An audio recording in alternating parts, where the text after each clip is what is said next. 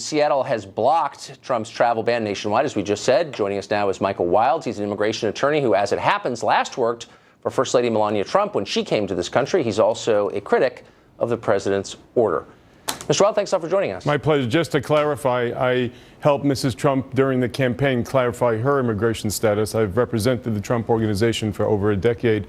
The Trump models, the Miss Universe, when Mr. Trump owned it as well. But I'm here to talk about the order that happened less than an hour ago. So, I mean, there are many ways to criticize this and to support it. And I guess the one that annoys me the most, because I think it's the least true, is the claim that this is specifically legally excluding Muslims. The order, as you know, since you've read it, says that we give priority to the victims of religious persecution, to religious minorities.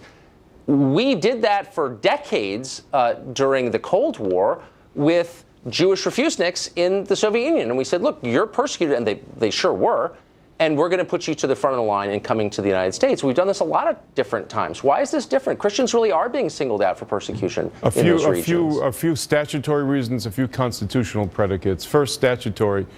The 1952 Walter McCarran Act, the Immigration Act, allowed the president to suspend immigration in the event of emergency, but in 1965, it clarified that a president and Congress cannot actually discriminate based on national origin. There's a statutory argument. The constitutional argument, well, we believe, or historically, equal protection doesn't allow itself to our shores until it hits our shores. In other words, there's no entitlement to have a visa. There's no entitlement to constitutional protection until you come to the United States. I disagree with it, but that's the stated law.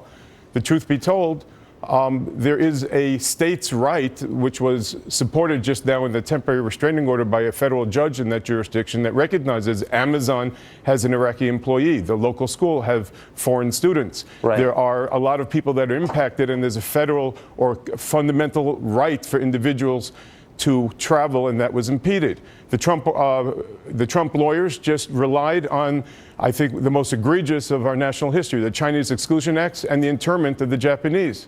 We have to get past this chapter. I believe in my heart, Tucker, that this president... You've thrown a lot of things out here. I believe in my heart the president is a patriot and he's trying to make us safe. But if you're going to selectively choose 7 countries, and you're going to stop people midstream, green card holders. I have titans of industry right now stuck in third country nations because they can't get back because they were born in Iran. And they're American permanent residents. And I have no doubt that that's true, and it must be deeply frustrating, and green card holders are now apparently exempted, as you know. But it wasn't a week ago. You're right. You're absolutely right. I would never defend that. That was silly, but it's apparently been fixed. But let's just get back to something you said a second ago. Sure. You don't think that due process, as guaranteed under the Constitution, should be just restricted to American citizens? Or you think that citizens of foreign countries ought to be able to sue the United States because they're barred entry or because they don't get services from the U.S. government? Like, what is that?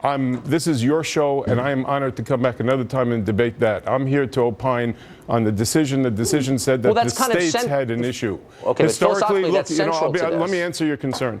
Lawyers do not have, you have no right to counsel at the airport, even though you've made an admission into the United States physically with your feet on the ground. You go to secondary inspection, there's no right to a lawyer at the border. You don't have constitutional protections generally. But there is a right, and the state has asserted, and the federal judge believes in this instance that they're going to sustain an argument in the long term. And by the way, Tucker, and for everyone watching this is going to be like DACA. This injunction is going to stay while it goes to the Supreme Court, and it's going to take months to kind of work this out. And I hope the president and Congress come up with another alternative. But we see how impactful immigration is on our commerce, and the fact that states are setting up, Marbury versus Madison, supremacy clause, all the wonderful things we teach students in law school, that this is a federal matter. You know what? Immigration has a great impact. It's not only an entrepreneurial and an engine for our economy, but people care about it now. From our First Lady. You've said so many things that it's hard for me to pin down anyone, but I just want to get back to the core question, which is, do the residents of foreign countries, non-U.S. citizens, have a legal or moral claim on coming here? Or is that entirely up to the discretion of the U.S. government and its citizens? And I think most people would imagine the second is true. You're arguing that the former is true. And I think that's not a mainstream position. There is no entitlement to come to America. The statute itself has a presumption that everybody wants to live here, and it's your burden when you come to our shores to prove that you're actually going to leave. However, once a person is given a visa, once they have ties that are very strong in the United States, and once they have been accorded a visa and they have other equities that have developed here, it's a different game. And you want to know something? It's 2017, Tucker. Okay, I know the year, but doesn't that cast us as kind of passive, us being Americans, as passive participants in this process? Shouldn't we be able to say, and why don't we assert the right to say, we want these people in our country, we think they're going to help our country, they'll succeed here, we don't want these people, we don't think they will. Why is that an immoral desire? Most other countries around the world run their immigration that way. Here. The plenary power of making laws is vested with Congress, not with our president, who's now going to experiment in a way to keep us safe.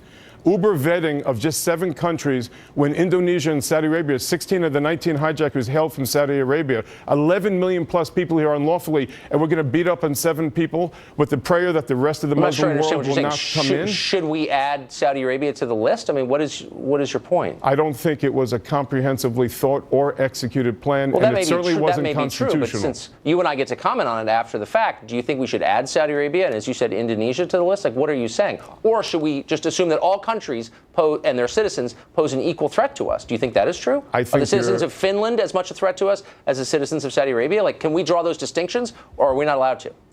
We shouldn't be drawing distinctions with Lady Liberty, but a few miles from this studio that I'm sitting in, with a beacon to those tired and huddled masses. We should not be stopping to take people in. Again. Let me say, we fought pirates and we took in refugees in the 1700s. ISIS can be put down without losing our national character and vibrance of immigration. But that's not a serious point. I mean, I love immigrants, actually. I mean it, and we're all the grandchildren of them. But I mean, like, we should be able. It's up to us, right? Not to the Statue of Liberty. It's up to us to get this right, to be safe, and to go forward and not discriminate.